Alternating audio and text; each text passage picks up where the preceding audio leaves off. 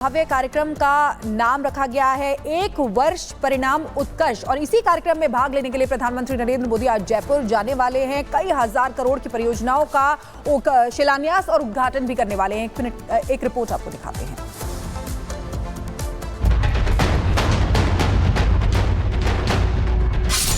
राजस्थान में खत्म होगा जल संकट,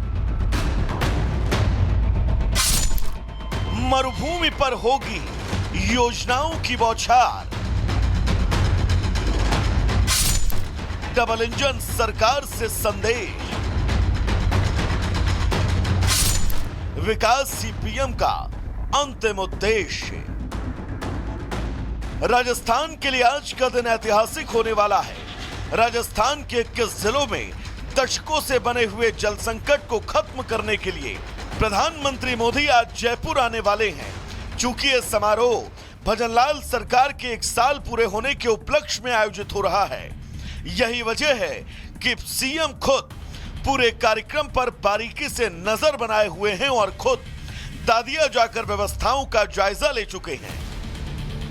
दिसंबर महीने में यह दूसरा मौका है जब पीएम मोदी राजस्थान आ रहे हैं और पीकेसी ईआरसीपी परियोजनाओं के पहले चरण की नींव रखने के साथ साथ जनता को 1 लाख करोड़ रुपए के विकास कार्यों की सौगात देंगे।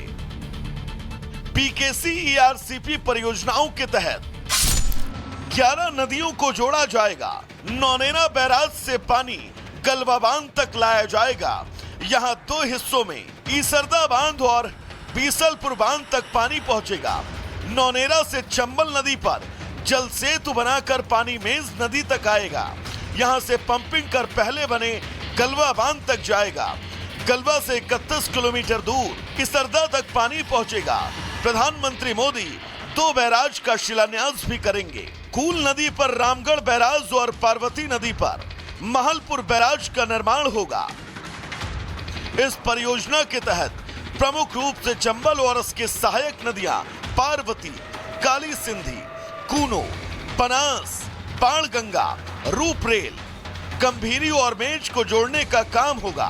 पीएम करीब 9,416 करोड़ के 3 पैकेज का शिलान्यास करेंगे, जिसमें पीकेसी ईआरसीपी के तहत 21 जिलों को पेयजल सिंचाई का पानी मिलेगा।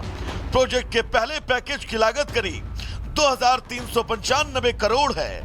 प्रोजेक्ट के दूसरे पैकेज की लागत करीब 2,330 करोड़ है और तीसरे पैकेज की लागत करीब 4,690 करोड़।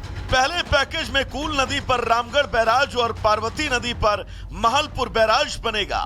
दूसरे पैकेज में नौनेरा पंप हाउस से चंबल नदी तक नहरी तंत्र बनेगा और तीसरे पैकेज में मेज नदी पर पंप हाउस और इरसदा तक नहरी तंत्र का निर्माण होगा। यही नहीं, पीएम मोदी राजस्थान को ऊर्जा, सड़क, रेलवे और जल से जुड़ी 46,300 करोड़ रुपए से ज्यादा की 24 परियोजनाओं की सौगात देने वाले हैं, जिसमें पीएम 11,000 करोड़ रुपए से अधिक की 9 परियोजनाओं का उद्घाटन करेंगे। इसके साथ 35,300 करोड़ रुपए से ज्यादा की 15 परियोजनाओं की आधारशिला रखेंगे। ये परियोजनाएं सीधे आम जन की सहूलियत से जुड़ी हैं, जो लोगों के आवागमन को आसान करने और प्रधानमंत्री के हरित ऊर्जा के दृष्टिकोण के अनुरूप राज्य की ऊर्जा आवश्यकताओं को पूरा करने में मदद करेंगी। पीएम अक्सर अपने भाषणों में जिस डबल इंजन सरकार से विकास की बात कर रहे हैं, आज उसकी एक झलक राजस्थान की जनता को दिखने वाली है। ब्यूरो रिपोर्ट और रिपब्लिक भारत। और कई हजार करोड़ की परियोजनाओं का शिलान्यास प्रधानमंत्री आज करने वाले हैं। अब आपको बताते हैं प्रधानमंत्री मोदी का राजस्थान दौरा कैसे रहने वाला है। 11:25 पर जयपुर एयरपोर्ट पर पहुंचेंगे पीएम। 11:50 पर हेलीपैड से दादिया पहुंचेंगे। दादिया में कार्यक्रम है और दादिया में 10 मिनट तक कार्यक्रम में रहने वाले हैं। 12 बजे हर घर खुशहाली कार्यक्रम में भी प्रधानमंत्री शामिल होंगे। करीब दोपहर 2 बजे जयपुर से फिर रवाना हो जाएंगे। प्रधानमंत्री करीब 3 घंटे तक जयपुर में ही रहने वाले हैं। तो ये प्रधानमंत्री नरेंद्र मोदी का आज कार्यक्रम रहने वाला है। और अब खबरों में आगे बढ़ते हैं, बात करेंगे कांग्रेस पार्टी की। विपक्ष का फिलिस्तीन प्रेम और बांग्लादेश पर चुप्पी शीशे की तरह साफ है। और इस वक्त आप ये तस्वीर प्रियंका गांधी वाड्रा की देख रहे हैं।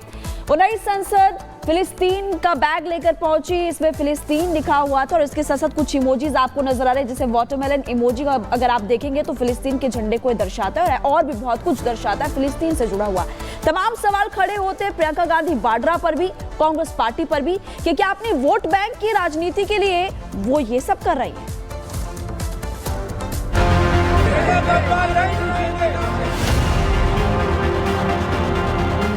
फिलिस्तीन के लिए कांग्रेस काफी वक्त से हल्ला कर रही है, लेकिन बांग्लादेश पर क्या वही अंदाज दिखा?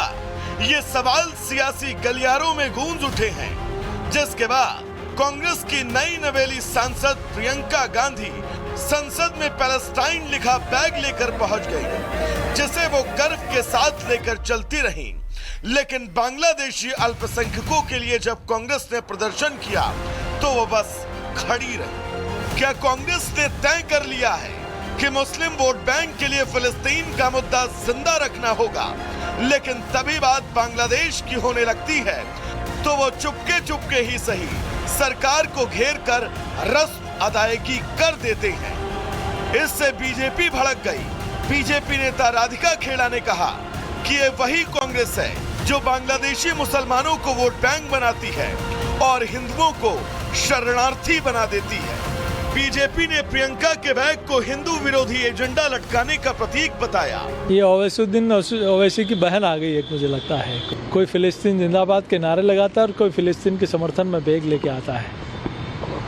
मुझे लगता है कि तुष्टीकरण की पराकाष्ठा है जो देश की जनता कभी बर्दाश्त नहीं करेगी। तो ये जो इस्लामिक ब्रदरहुड वाला मामला है, ये दर्शाता है कि प्रियंका वाड्रा या कांग्रेस पार्टी उस इस्लामिक ब्रदरहुड का हिस्सा हो गई है। आज पाकिस्तान समर्थन कर रहा है, कल और भी देश इसको समर्थन करेंगे। मैं एक बैग उनको भेजता हूँ, मैं चाहूंगा वो बैग कैरी करें, जिस पे लिखा रहेगा CAA। आज फिलिस्तीन कॉज का बैग लेकर वोट बैंक के बैगेज को साधने का ये प्रयास, जिसका पाकिस्तान जो है खुलकर प्रशंसा करने का काम कर रहा है, यही कांग्रेस पार्टी की असलियत और मानसिकता है। तुष्टीकरण की नीति को वो राष्ट्र नीति के ऊपर रखते हैं और पाकिस्तान से ताली बजती है। ये है baggage of appeasement of Congress party. BJP के हमलों के बीच प्रियंका को फिलिस्तीन के मुद्दे पर अब पाकिस्तान से सपोर्ट मिलने लगा।